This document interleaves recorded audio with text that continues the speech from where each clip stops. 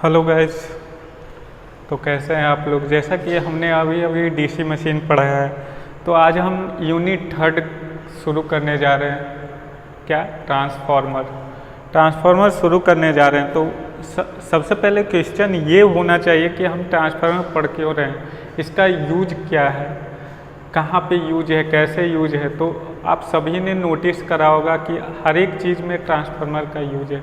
जैसे आप कोई भी इलेक्ट्रिकल इक्विपमेंट ले लीजिए, उसमें एक छोटा सा ट्रांसफार्मर लगा होता है। आप घर के बाहर जाओ तो बाहर में आपको ट्रांसफार्मर मिल जाएगा। तो हर एक जगह ट्रांसफार्मर है। तो ट्रांसफार्मर का काम क्या है, ट्रांसफार्मर कौन से प्रिंसिपल पे वर्क करता है, तो इन सभी चीज़ों के बारे में हम पढ़ेंगे। फर्स्ट ऑफ ऑल, ट्रांसफार्मर का उपयोग क्यों करते हैं। तो ट्रांसफार्मर का उपयोग हम वोल्टेज लेवल को कम या ज़्यादा करने के लिए करते हैं। ठीक है। अब देखो, जनरेशन, आपका जो जनरेशन वाला पार्ट है, जनरेशन आपने पावर सिस्टम में पढ़ा होगा। तो जनरेशन जो होता है वो उसका जो रेटिंग होता है, रेटिंग सपोज कितना 11 kV पे, 11 किलो वोल्ट पे ये जनरेशन हो रहा है। सपोज आप यूज कितना कर रहे हो, घर पे यूज कितना कर रहे हो, तो 220 वोल्ट यूज कर रहे हो। अब यहाँ पे 11,000 जनरेट हो रहा है, लेकिन आप 220 वोल्ट यूज कर रहे हो। क्यों?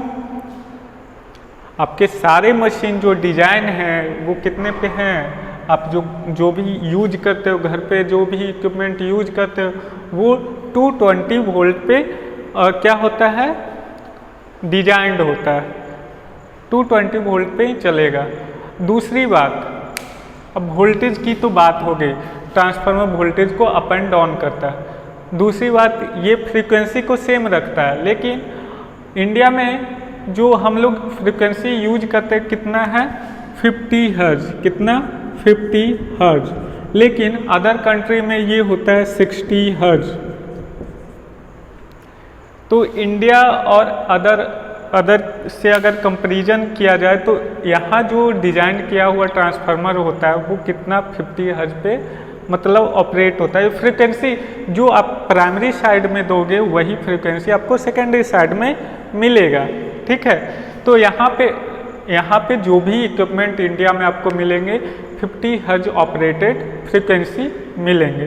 फ्रीक्वेंसी ट्रांसफार्मर में फ्रीक्वेंसी सेम होता है, पावर सेम होता है। अच्छा, सेम कहने का क्या मतलब है, ट्रांसफार्मर, जो भी ट्रांसफार्मर होते हैं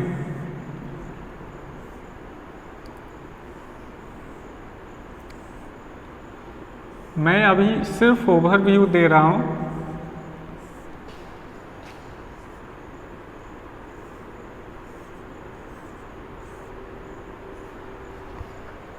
तो ट्रांसफार्मर कुछ ऐसा होता है, ये क्या है, अगर इसको हम प्राइमरी साइड मान लें तो ये आपका सेकेंडरी साइड हो गया।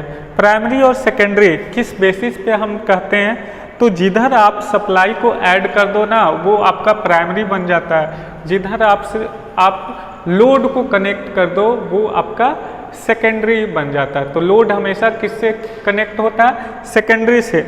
अब यहाँ पे अगर आपसे पूछा जाए कि प्राइमरी और सेकेंडरी पहले से डिसाइड होता है क्या, ट्रांसफार्मर में जो प्राइमरी साइड होता है और सेकेंडरी साइड वो पहले से डिसाइड होता है कि यही वाला आपका प्राइमरी बनेगा, यही वाला आपका सेकेंडरी बनेगा, तो नहीं।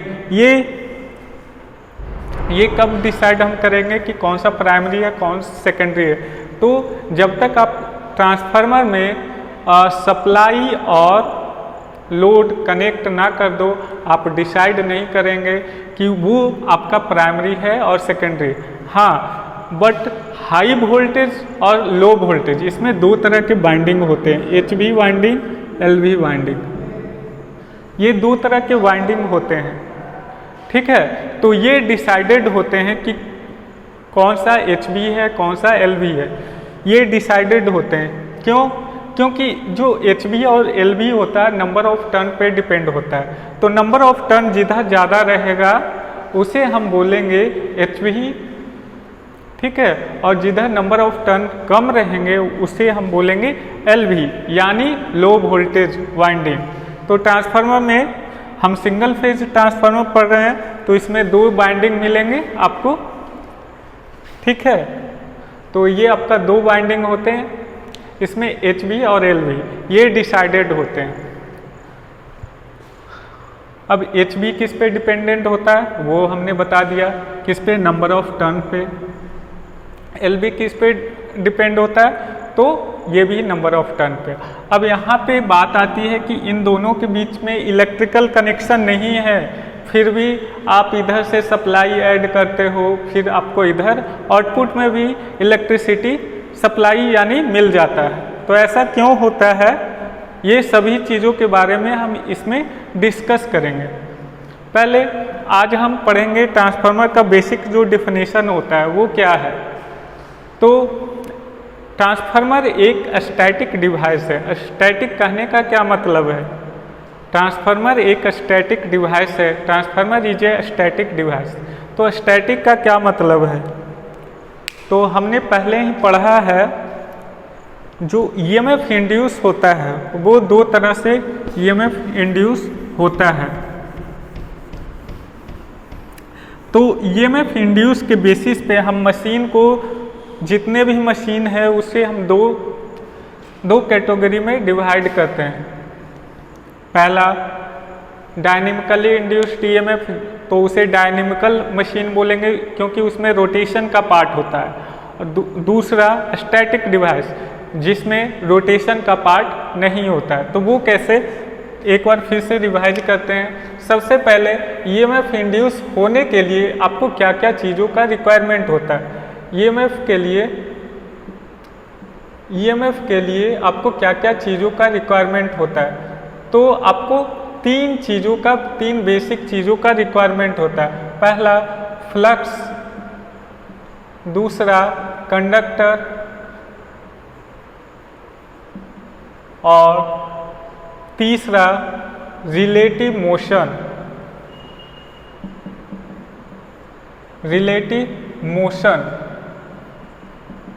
ये 3 चीज़ें होती है, ठीक है। अब ये 3 चीज़ों में कैसे EMF इंड्यूस होता है, तो हमने पहले भी डिस्कस करा था कि अगर फ्लक्स कंडक्टर को कट करे या कंडक्टर फ्लक्स को कट करे तब एक EMF इंड्यूस होता है। तो अगर इसी बेसिस पे हम मशीन को कैटेगराइज करें तो इसमें 2 तरह के मशीन मिलेगा, स्टैटिक, दूसरा डायनेमिक, ठीक है। स्टैटिक मशीन में जो EMF होता है वो कैसे, इसका जो EMF होता है स्टैटिक EMF होता है, इसमें क्या होता है, जो कंडक्टर होता है,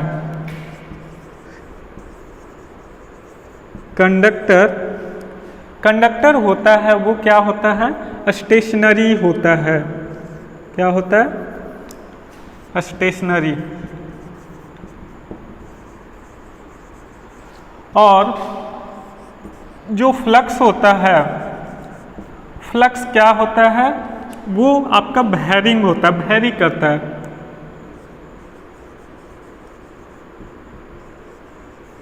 वैरिंग होता है, ठीक है। तो कंडक्टर इसमें स्टेशनरी होता है, फ्लक्स क्या करता है, वैरी करता है टाइम के रिस्पेक्ट में।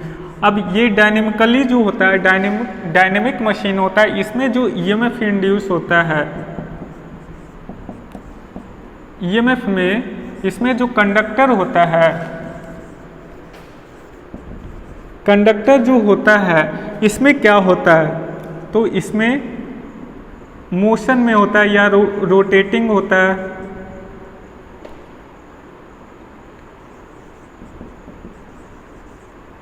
या ऐसे लिख लो, मोशन, इन मोशन या वैरिंग।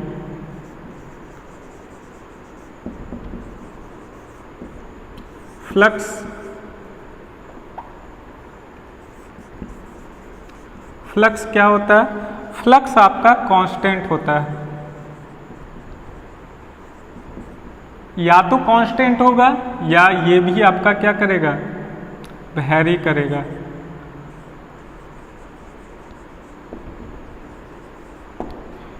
ठीक है, तो जितने भी आपका मशीन मिलेगा यही दो टाइप का आपको मशीन मिलेगा, या तो स्टैटिक डिवाइस या डायनेमिक डिवाइस, ये दो तरह के डिवाइस आपको मिलेंगे। तो जितने भी मोटर हो, जनरेटर हो, वो सभी क्या है, डायनेमिक मशीन है। ट्रांसफार्मर क्या है, स्टैटिक डिवाइस। जितने भी तरह के ट्रांसफार्मर है सभी स्टैटिक डिवाइस होता है।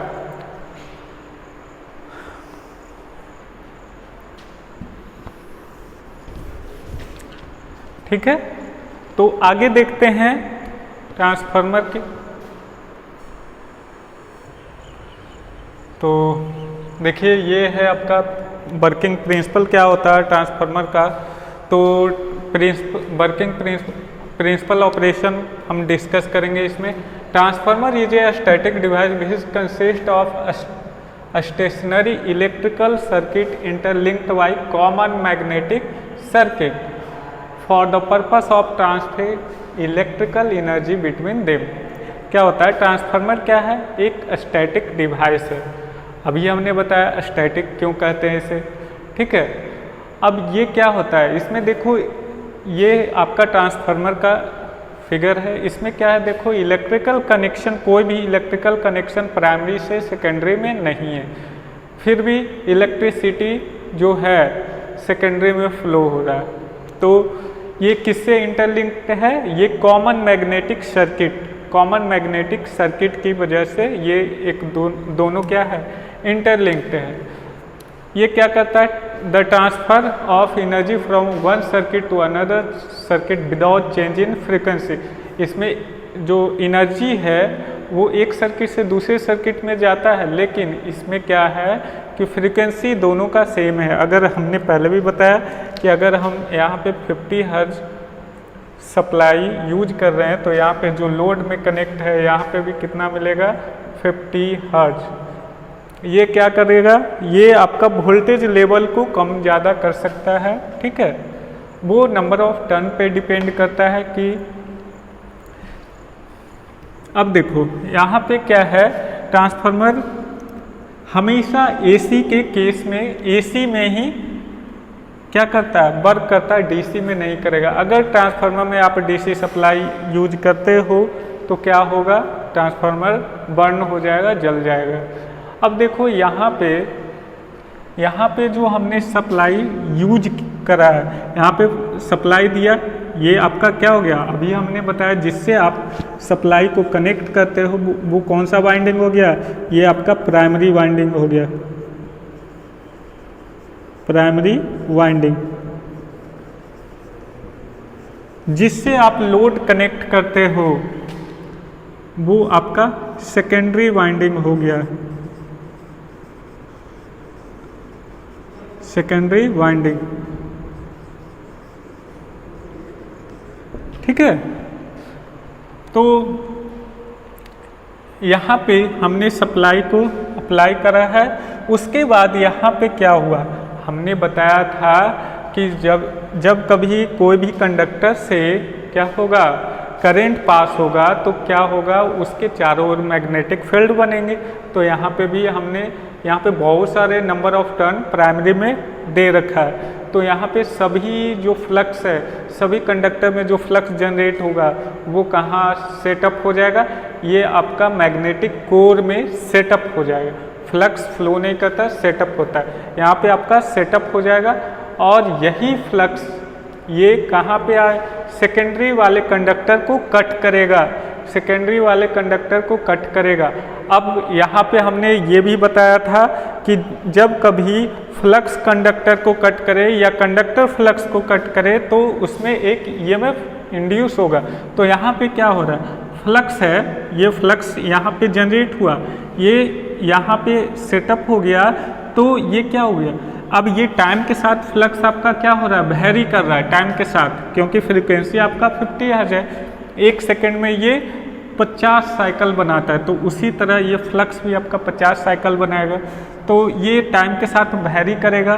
तो टाइम के साथ जब वेरी करेगा तो ये इसमें भी क्या होगा, ईएमएफ इंड्यूस होगा, ईएमएफ इंड्यूस होगा तो यहाँ पे आपका करंट फ्लो करेगा, ठीक है, ईएमएफ की वजह से आपका करंट फ्लो करेगा। अब देखो, अब एच भी किसे बोलेंगे, एल भी किसे बोलेंगे, when N1 is greater than N2, then we can say that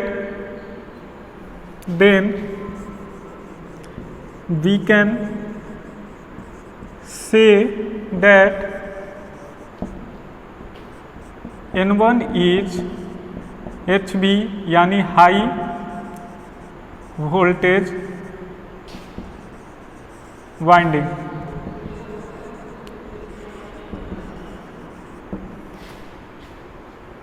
and N2 is low voltage winding, ठीक है। तो ये हो गया, आप प्राइमरी और सेकेंडरी को क्लियर करें। अब ये नहीं हो सकता कि हमेशा प्राइमरी जो है HV ही हो, ऐसा नहीं हो सकता, ये भी आपका HV हो सकता है। तो दूसरा कंडीशन ये हो सकता है, दूसरा ये हो सकता है when N2 is greater than N1, then we can say that N2 is HV winding,